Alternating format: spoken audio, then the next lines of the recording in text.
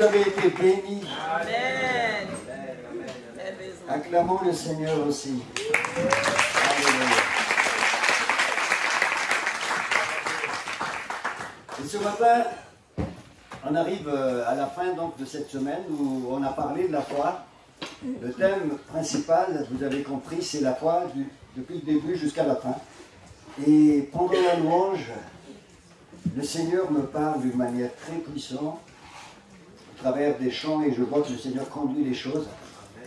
La foi, effectivement, c'était un thème sur lequel nous avons mis notre focus. C'est vrai. Et le Seigneur parle ce matin en disant maintenant, vous déplacez le focus et vous mettez le focus sur moi. Parce que la foi, c'est les yeux fixés sur Jésus. Vous savez, quand on parle d'une chose, on oublie l'objet, c'est-à-dire le but de ce qu'on parle. Et on est attiré par tout ce qui tourne autour, les concepts, les méthodes, les démarches, et on oublie que c'est Jésus la foi. Quand tu fixes les yeux sur Jésus, quand tu fixes les yeux sur l'auteur de la foi et celui qui mène à la perfection ta foi, c'est cela la foi. Et le Seigneur me parle encore ce matin, et c'est un petit peu le fil conducteur de ce message ce matin, c'est que la puissance de Dieu s'accomplit dans ta faiblesse, dans ma faiblesse, au travers des difficultés, au travers des épreuves et tout ça. Dieu façonne ta foi de manière à ce que toute la gloire soit à Jésus. Amen. Toute la gloire à Jésus. Vous savez, quand on parle de foi, on a un petit peu tendance à dire « Oh, moi je suis un homme de foi. Moi je suis une femme de foi. Moi je vais vraiment faire des exploits. » Mais le Seigneur te dit ce matin, toute la gloire à Jésus. Amen. Jésus ne partage pas sa gloire. Nous sommes des fois le reflet de la gloire de Dieu. Et c'est pour ça que dans 2 Corinthiens chapitre 3 verset 18, l'apôtre Paul dit ceci: le visage découvert, nous reflétons la gloire de Dieu et nous sommes transformés de gloire en gloire. C'est-à-dire, je reflète cette gloire, mais la gloire appartient à Jésus. Et notre foi doit élever le nom de Jésus. C'est important, les amis. Et ce matin, le Seigneur m'a mis vraiment à cœur de partager ce message que la puissance de Dieu s'accomplit dans notre faiblesse. C'est au travers des épreuves. 1 Pierre chapitre 1er verset 7. Notre foi est précieuse, mais pas en elle-même. Quand elle pointe sur Jésus, elle est précieuse. Et cette foi-là, elle met en valeur le nom de Jésus. Et cette foi précieuse de façonne pour qu'elle soit encore plus orientée vers Jésus. Et c'est pour ça que vous passez par des épreuves. Est-ce qu'il y a quelqu'un qui passe par des épreuves ici? Le Seigneur sait ces épreuves. Et on va lire ensemble dans Marc chapitre 9, versets 19 à 24. Jésus était face donc aux disciples, et Jésus leur dit: jusqu'à quand serai-je avec vous? Jusqu'à quand vous supporterai-je? Amenez-le-moi. Il s'agit de quelqu'un que les disciples n'arrivaient pas donc à guérir, à expulser l'esprit mauvais qui était en lui. Et souvent l'esprit l'a jeté dans le feu, dans l'eau, dit le Père, pour le faire périr. Mais si tu peux quelque chose, viens à notre secours et compassion de nous. Jésus lui dit: si tu peux. Tout est possible à celui qui croit. Amen. Celui qui croit en Jésus, les yeux fixés sur Jésus. Et qu'est-ce que le Père dit? Aussitôt, le Père de l'enfant s'écria: je crois, viens au secours de mon incrédulité. Je crois, mais je suis toujours incrédule. Est-ce que c'est votre cas? Ben, c'est notre cas à tous. La puissance de Dieu s'accomplit dans notre faiblesse. Amen. À l'instant où tu es incrédule, et tu ne sais pas quoi faire, tu es angoissé, tu es troublé, tu ne sais plus où aller, ben à ce moment-là, Dieu agit puissamment. Amen. Je suis incrédule, dit ce Père, mais en même temps il dit: je crois. Je crois, viens au secours de mon incrédulité. Visiblement, dans cette histoire, Jésus était en face d'une personne qui avait un grand désir de croire, sans pouvoir enlever le doute qui était en lui. Est-ce votre cas? C'est mon cas. Vous allez dire, André, Sylvia ont vécu beaucoup de choses. Oui, mais tout le temps on était dans le doute, mais en même temps on avance. Et c'est dans cette espèce de tension, c'est comme ça que Dieu est élevé, glorifié, parce que Jésus est notre foi. Pas moi, pas toi, c'est Jésus. Et quand tu fixes le regard sur Jésus, ta foi grandit et glorifie Dieu. On a tous vécu des situations compliquées où le doute se mêle à une volonté et on a envie de croire. Et je crois, c'est le cas ce matin. La foi n'exclut pas le doute. Le père de l'enfant était désespéré, il voulait croire, mais en même temps il était conscient de son incrédulité. C'est comme s'il disait, j'ai envie de croire, je veux croire, mais je n'arrive pas à me débarrasser de mes doutes. Vous comprenez ce que je dis, hein? Il y a une dose d'incrédulité dans son cœur. Sauf dans le cas, je dirais, du don de foi, j'en ai parlé un petit peu au tout début. Le don de foi, c'est un charisme que Dieu dépose dans notre cœur, parce que nous sommes membres du corps de Christ dans 1 Corinthiens chapitre 12. Comme les autres dons, les autres charismes, et charisme ça veut dire un cadeau immérité, que Dieu dépose et qui te rend inébranlable devant une situation.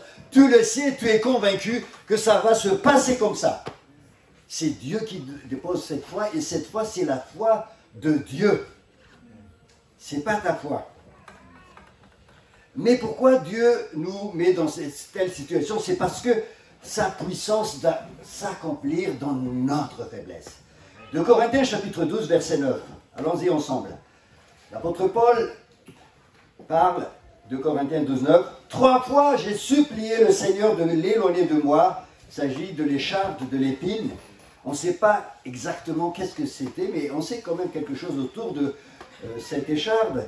Et il m'a dit, verset 9, « Ma grâce te suffit, car ma puissance s'accomplit dans ta faiblesse. » Dis à ton voisin, la puissance de Dieu va s'accomplir dans ta faiblesse. Quand tu as des doutes, quand tu es angoissé, quand tu ne sais plus quoi faire, quand tu es vraiment perdu, la grâce de Dieu, la puissance de Dieu va descendre sur toi. Parce que, lisez la suite, l'apôtre Paul il dit, verset 10, « C'est pourquoi je me plais dans les faiblesses, dans les insultes, dans les détresses. » Quand tu es dans les détresses, quand tu ne sais plus quoi faire, tu es perdu, angoissé, désespéré, la puissance de Dieu vient sur toi. Amen. Quand tu fixes les yeux sur Jésus. Dans les persécutions, dans les angoisses, qui n'a jamais été angoissé ici, même en tant que chrétien. Moi, je l'étais plusieurs fois. Mais quand je m'abandonne, Dieu vient sur toi puissamment. Car quand je suis faible, c'est alors que je suis fort. Parce que la foi, c'est pas moi, la foi, c'est lui.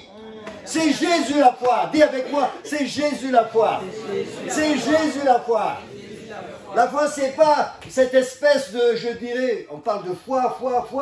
La foi n'est pas cette espèce de doctrine, cet ensemble de choses qu'on essaie de mettre en place, des concepts, ou même cet effort de se fixer. Non, la foi, c'est Jésus lui-même. C'est Jésus notre foi. C'est Jésus la foi. Donc les yeux fixés sur Jésus.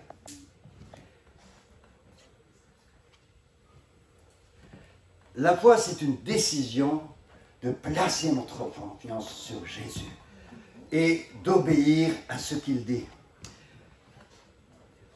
Alors, j'ai vécu beaucoup de situations avec mon épouse, avec notre famille, et au tout début, à un certain moment, je vais vous raconter, je travaille, on avait déjà 4 enfants, et on avait une situation relativement stable, et un jour, alors que je revenais des vacances, et les vacances de Noël, mon patron m'attendait à la porte, il m'ouvre la porte, il a dit, André, est-ce que tu peux discuter avec moi 3 minutes? Je dis, pas de problème. Et là, il me dit, je préfère te le dire directement, mais dans quelques jours, tu auras une lettre de licenciement. Alors, c'est comme si le sol se dérobait en dessous de moi. On avait 4 enfants et tout de suite, j'étais très angoissé. J'ai dit, mais qu'est-ce qui m'arrive, Seigneur? Et tout de suite, j'appelle Sylvia et j'ai dit, écoute, on va prier, on va placer notre confiance dans le Seigneur. Et à partir de là, nos yeux étaient fixés sur Jésus. Amen. Sur Jésus seul. Et donc, je m'attendais donc à recevoir cette lettre. Et ce qui s'est passé, c'était incroyable. Quelques jours après, 2 ou 3 jours, moi j'ai travaillé dans une société de services en ingénierie informatique. Donc j'étais un prestataire, c'est-à-dire quelqu'un qui est envoyé dans plusieurs clients pour le compte de ma société. Et quelques jours après, une grande société a appelé mon patron en disant « Nous avons besoin d'André. Nous avons besoin d'André et pour une très longue mission. » En fait, les missions qu'on donne, c'est des missions plus ou moins longues, mais là c'était vraiment pour une longue mission. Et mon patron était très embêté. J'ai su ça après par le client. Et il n'a pas dit, mais il a dit comment je vais faire. Je vais lui dire alors que je lui ai déjà annoncé qu'il sera licencié. En plus, il m'a dit, mais gentiment, tu as atteint ton niveau, ton les plafonds, tu ne peux pas aller plus loin. Donc, il pourrait me garder pour me former, faire quelque chose d'autre, mais j'ai atteint le niveau, je ne peux pas aller plus loin, donc il préférait se débarrasser de moi. Je dis ça d'une manière assez crue, mais c'est très poliment et gentiment qu'il a dit. Et là, il va revenir vers moi. Et donc, il revient vers moi et il me dit, écoute, finalement, André, voilà, on a reçu une proposition d'une longue mission pour toi, et vraiment, c'est une occasion pour toi aussi de se former, etc. Est-ce que tu veux bien ne pas accepter ce licenciement? Et là, je prie. Je dis, Seigneur, qu'est-ce que je fais? Parce que mon boss, c'est toi. Dis avec moi, mon boss, c'est Jésus. Vous savez, nous, on a l'impression que ce sont les gens qui servent donc dans temps plein, qui sont au ministère à plein temps, mais toi, tu es aussi à plein temps pour le Seigneur. Amen. Quel que soit l'endroit où Dieu t'appelle, quel que soit le travail, tu es à plein temps parce que tu as donné ta vie au Seigneur. Donc ton boss, c'est Jésus. Amen. Le premier. Je ne dis pas qu'il ne faut pas respecter le deuxième. Le premier, c'est Jésus. Et donc, il vient vers moi et je lui dis, écoute, ok, parce que le Seigneur m'a dit, tu l'acceptes. Et justement, la réunion donc de ce préavis de licenciement, c'était le jour de mon anniversaire. Ça, c'était un petit clin d'œil du Seigneur. Et j'ai été donc intégré dans cette société de nouveau. Et donc, à partir de là, ils m'ont chouchouté, etc. Ils m'ont donné des formations, etc. Et il était étonné, j'ai dépassé le plafond, je pense qu'il s'est fixé lui-même. Et à un certain moment, le Seigneur me met à cœur d'aller ailleurs pour avancer donc, dans mon cheminement professionnel. Et donc, je commençais à chercher un petit peu. Et j'ai trouvé, j'ai eu des très bons contacts. Et donc, j'ai dit à mon patron, écoutez, maintenant, je crois que mon temps ici est terminé. Et je vais partir ailleurs. Et là, il revient à la charge, il a dit, André, je pense que tu as tort. Parce que ici, on te connaît bien, on sait qui tu es. Et je crois que, il a dit encore gentiment que ton plafond était atteint. Tu ne peux pas aller plus loin. Mais très gentiment, hein. Et donc il a beaucoup insisté, et moi j'ai dit, Seigneur, toi qu'est-ce que tu en penses? Et le Seigneur me dit, non, tu peux aller plus loin, je veux que tu ailles plus loin. Amen. Et donc je lui dis, non, je crois que je vais démissionner. Et je suis parti, et je suis rentré dans une autre boîte, relativement simple, mais qui m'a amené vraiment loin sur le plan professionnel, qui a vraiment développé mes compétences et beaucoup de choses. Et dans cette boîte, j'ai eu l'occasion aussi de parler du Seigneur aux responsables. Et donc, les personnes savaient que j'étais chrétien, etc. J'ai même eu l'occasion d'inviter mon responsable de département dans une conférence, et elle était très contente. Elle a dit, mais c'est super, c'est incroyable, c'est bien. Et donc, elle avait confiance en moi. Et un jour, le Seigneur, je voyais qu'il y avait beaucoup d'évolution et je savais qu'il y avait une possibilité pour moi encore d'aller plus loin. Et donc, je commençais à chercher et à surfer et sur voilà, les différentes possibilités. Et j'ai trouvé plusieurs propositions et je suis revenu vers mon responsable donc, dans cette deuxième société. Et la personne me dit, tu as trouvé quelque chose? Je dis oui. Et elle dit, montre-moi ta proposition, je lui ai montré. Il a dit, écoute, je vais voir si je peux arranger ça. Je vais voir avec le PDG. Si lui, il peut s'aligner, comme ça, on va te garder parce que nous, on ne veut pas que tu partes.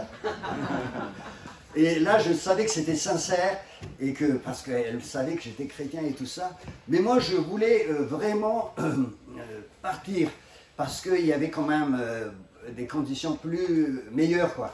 Et j'ai dit, ben écoute, vas-y, alors, va voir.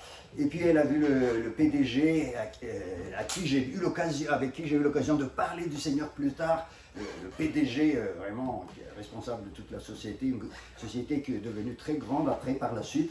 Et ce PDG-là, je lui ai parlé du Seigneur Jésus, etc. On a mangé ensemble par la grâce de Dieu. Et donc il a parlé, mais au moment où il a donc pris connaissance de cette proposition, il ne savait pas que j'étais encore chrétien, le PDG.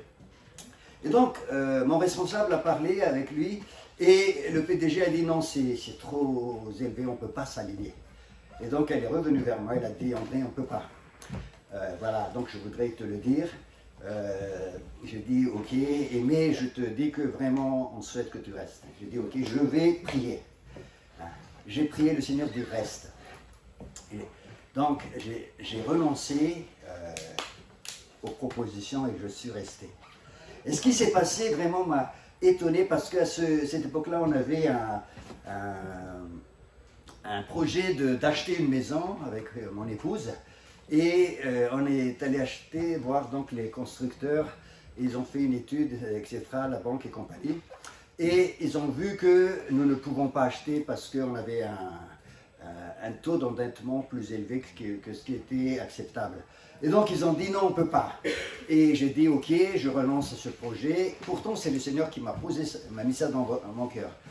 Et quelques jours après, ce constructeur m'appelle et me dit Monsieur Rawalisson, voilà, j'ai discuté avec la banque, il y a une possibilité, on a fait un montage financier sans rien changer, vous pouvez le faire avec ceci, cela. Il m'a expliqué, c'était assez compliqué. Mais tout ce que j'ai compris, c'est que je pouvais, et je posais la question au Seigneur, tu peux y aller. Et j'ai dit, ok, on y va. Et effectivement, le prêt a été accordé.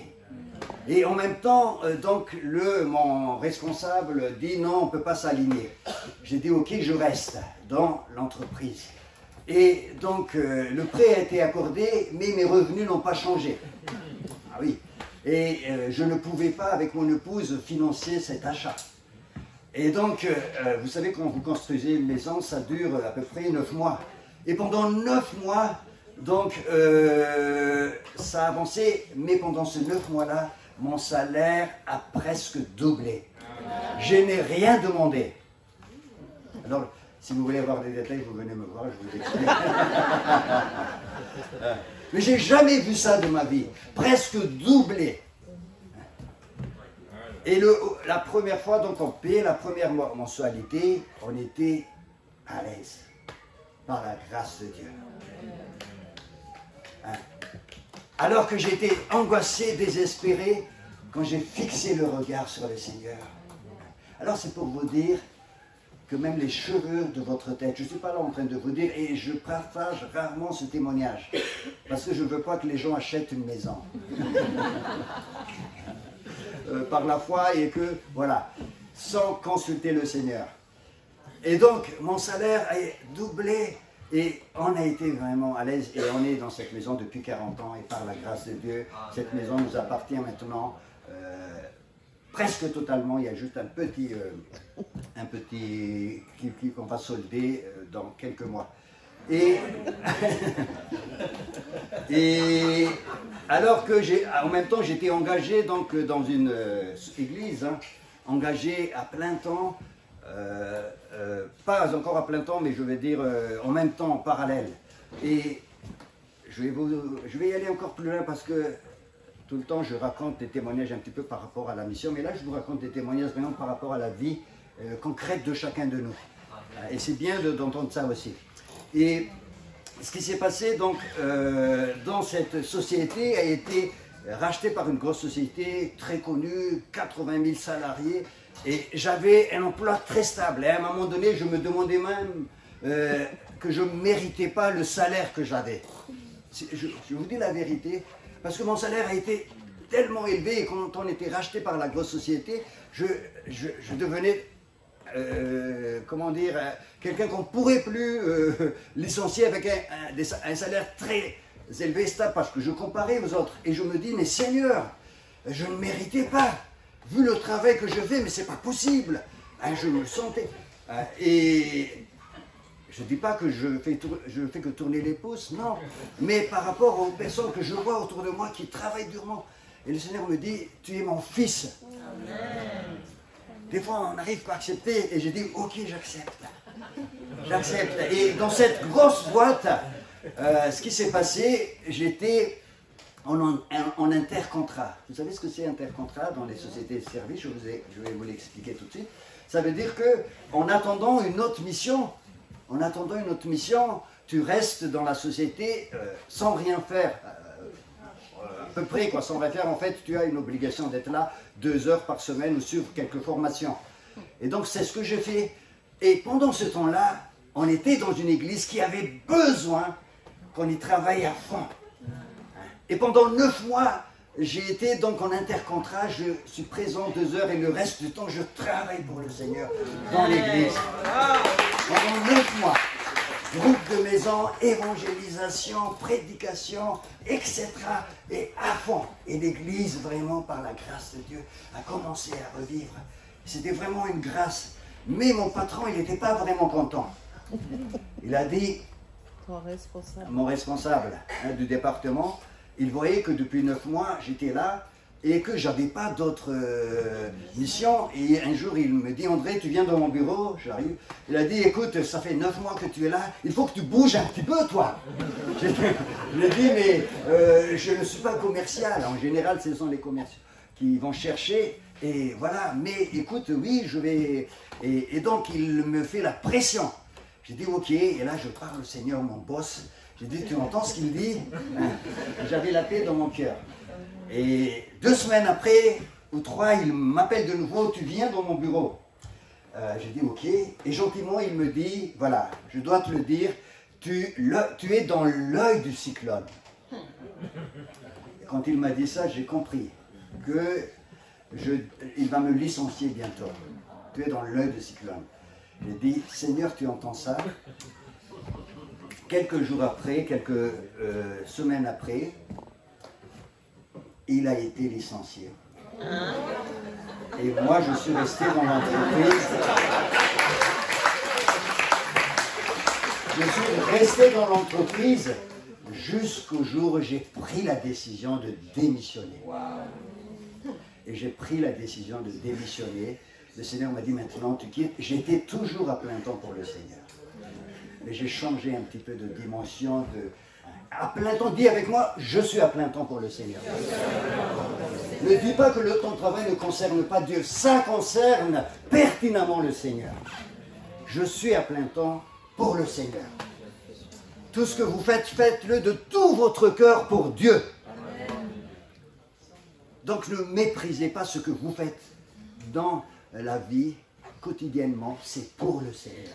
À plein temps pour le Seigneur. Abraham était un homme de doute au début. Vous savez qu'Abraham, quand on lit ce que l'apôtre Paul rapporte d'Abraham, dans Romains chapitre 4, versets 17 et 20, lisez avec moi, Romains 4, 17 et 20, mais face à la promesse de Dieu, il ne douta point par incrédulité, mais fortifié par la foi, il donna gloire à Dieu, pleinement convaincu de ceci, ce que Dieu a promis, il a aussi la puissance de s'accomplir. Quand on lit ça, on dit, mais Abraham, c'était un homme de foi depuis sa naissance, dès qu'il est sorti du ventre de sa mère, ben, c'est un homme de foi. Mais non, c'est pas vrai. Abraham était un homme de doute, rempli de doute. C'est vers la fin de sa vie qu'il est devenu un homme de foi, mais vraiment de foi. Et vous allez voir que Abraham, au début de son cheminement avec Dieu, ben, il a menti 2 fois. Genèse chapitre 12, quand il a quitté sa patrie, il a fait un acte de foi, bien évidemment, mais dans 12:1-4, ben, il a menti. Et après, il a essayé par tous les moyens de réaliser la promesse de Dieu par ses propres efforts. Dans Genèse chapitre 15, il a dit à son serviteur, il a dit, c'est toi qui seras ma descendance, parce que voilà, Dieu m'a oublié, Dieu ne m'a pas répondu à ma prière. Mais Dieu lui a dit, non, ta descendance viendra de tes entrailles. Et dans 15:6, la Bible dit qu'Abraham crut à Dieu quand Dieu lui a montré les étoiles. Il a eu une révélation, et là, il fut compté comme juste. Dès le livre de la Genèse, la personne d'Abraham a été justifiée par la foi. Au verset 15:6, Abraham fut déclaré juste. Abraham fit confiance à l'Éternel, et à cause de cela, l'Éternel le déclara juste.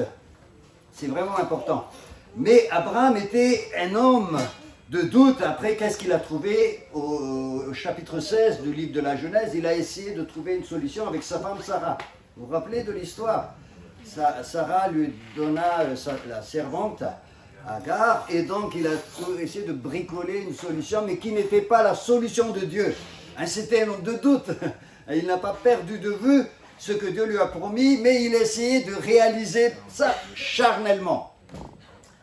Et c'est vraiment vers la fin de sa vie, on va rester quelques instants parce que le temps passe très vite. Vers la fin de sa vie, Abraham va vivre vraiment cette confiance inébranlable à Dieu. Dans Genèse chapitre 22, verset 1er, lisez avec moi, ouvrez votre Bible. Après ces choses, Dieu mit Abraham à l'épreuve et lui dit, Abraham, et il répondit, me voici. Est-ce que quelqu'un veut répondre au Seigneur ici ce matin? Me voici. C'était le chant de tout à l'heure. Quand j'ai entendu le me voici, ça c'est pour toi ce matin. Dis au Seigneur, me voici. J'abandonne tout. C'était la réponse d'Abraham. Il était à la disposition de Dieu. Fais de moi ce que tu voudras. Il est devenu malléable, souple entre les mains du Seigneur. Il était vraiment au summum de l'épreuve. On n'a jamais vu ça. Verset 2. Offre en holocauste sur l'une des montagnes que je t'indiquerai ton fils unique, celui que tu aimes. Au bout de 25 ans de cheminement avec Dieu, Abraham a obtenu enfin ce qu'il aime. Un fils unique, et Dieu maintenant lui demande d'offrir Isaac. C'est pour cela, les amis, que notre foi doit se fixer sur Jésus et sur Jésus seul. Parce que sinon, nous ne pouvons pas faire ce qu'Abraham fait. C'est impossible. Mais peut-être, je ne dis pas Dieu va vous demander d'offrir votre fils. Ce n'est pas d'ailleurs ce qu'il va faire réellement. C'est une annonce prophétique de ce que Jésus va faire à la croix pour nous. Vous le savez. Donc au bout de 25 ans, Dieu lui demande ça parce que sa foi a été éprouvée. Versets 3 et 4. Abraham se leva de bon matin, scella son âne et prit avec lui ses 2 jeunes serviteurs et son fils Isaac. Il fondit du bois pour l'holocauste et partit pour se rendre à l'endroit que Dieu lui avait indiqué. Le 3e jour, Abraham leva les yeux, vit l'endroit de loin. Il a marché pendant 3 jours. 3 jours, c'est pas... c'est beaucoup pour réfléchir à ce que tu vas faire. 3 jours, il a réfléchi, mais il marcha tranquillement. La montagne de Moria se trouve 3 jours de marche et il prépare son voyage. Un âne, du bois et le feu du sacrifice. Et il avance. Il n'était pas dans une ambiance chrétienne, on dit Alléluia, Alléluia, c'est bien, hein, je ne suis pas contre. Mais il était en train de marcher vers cette direction. C'est incroyable. Quand tu es à la foi, des fois tu te retrouves tout seul à prendre une décision. Mais Abraham, il marcha tranquillement. Et un jour, le Seigneur, si c'est déjà le cas, te demande de marcher tranquillement vers ce qu'il va faire. Et là, Abraham avait une foi ferme. Une ferme assurance. La foi, c'est l'assurance des choses qu'on espère, la démonstration de celles qu'on ne voit pas. Abraham avait les yeux fixés sur les choses invisibles. Dans 2 Corinthiens chapitre 4, verset 18, nous regardons non point aux choses visibles, mais à celles qui sont invisibles. Parce que les choses invisibles sont éternelles. Et donc Abraham dit au verset 4 et 5, il lève les yeux à l'endroit de loin. Alors il dit à ses jeunes serviteurs, vous restez ici avec l'âne, le jeune homme et moi, nous irons là-haut pour adorer. Les yeux toujours fixés sur Jésus, adorer Jésus. Et nous reviendrons auprès de vous. Ça, c'est la foi.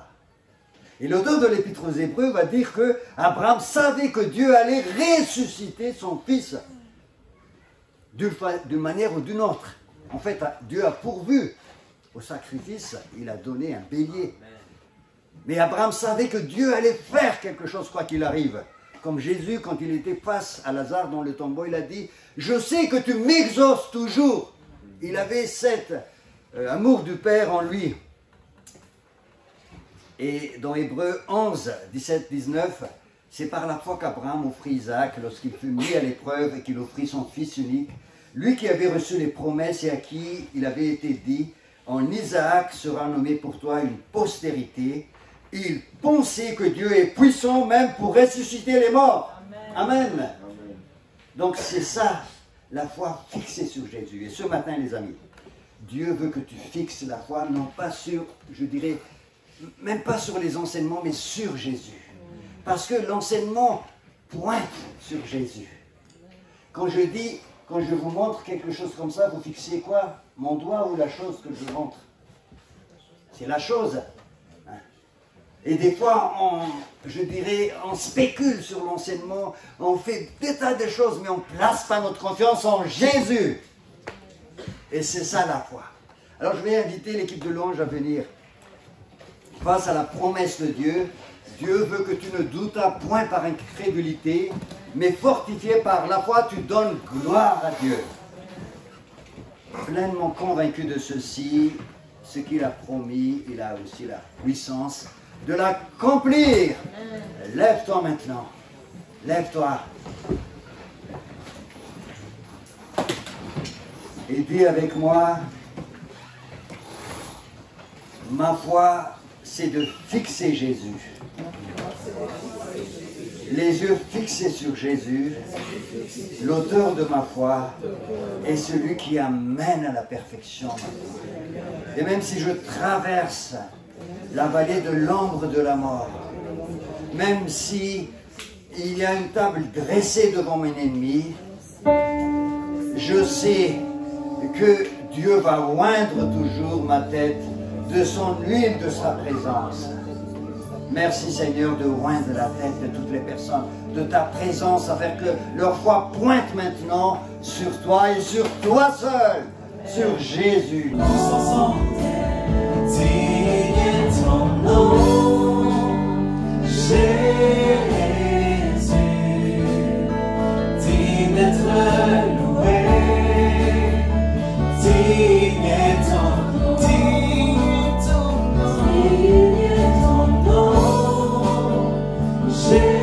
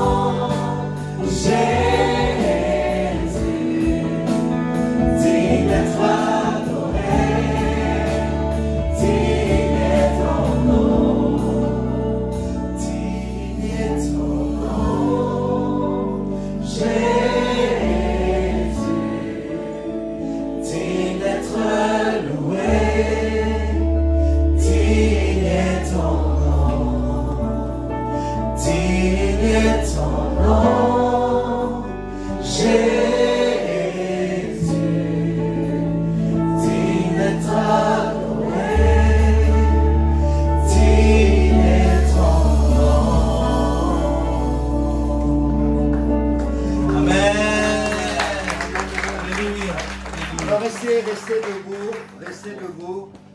Et très simplement, nous voulons élever le nom de Jésus. Amen. Tu as certainement déjà reçu par la foi des bénédictions, des cadeaux qui viennent du Père. Alors seulement ce matin, remerciez Jésus et dis, tu es digne Seigneur. Et je veux encore placer ma foi en toi. Je veux fixer le regard sur toi. Parce que toute la gloire t'appartient. Et Seigneur, merci maintenant dans le nom de Jésus. Je libère la foi maintenant dans les vies de chaque personne ici. La puissance de Dieu est sur toi. L'amour de Dieu est sur toi. Les yeux fixés sur Jésus. Merci Seigneur de te glorifier. Le Seigneur veut se glorifier au travers de ta vie. Le Seigneur veut montrer son amour au travers de ta vie. Le Seigneur veut montrer sa toute puissance au travers de ta vie. Le Seigneur veut montrer sa grâce au travers de ta vie. Sa libération au travers de ta vie. Dis simplement avec moi, ce matin, me voici. Me voici. Je m'abandonne, Seigneur. Et merci. Parce que ta puissance s'accomplit dans ma faiblesse. Au travers de mes angoisses, de mes peurs, tu agis puissamment pour que toute la gloire te revienne. À Jésus, acclamons le Seigneur.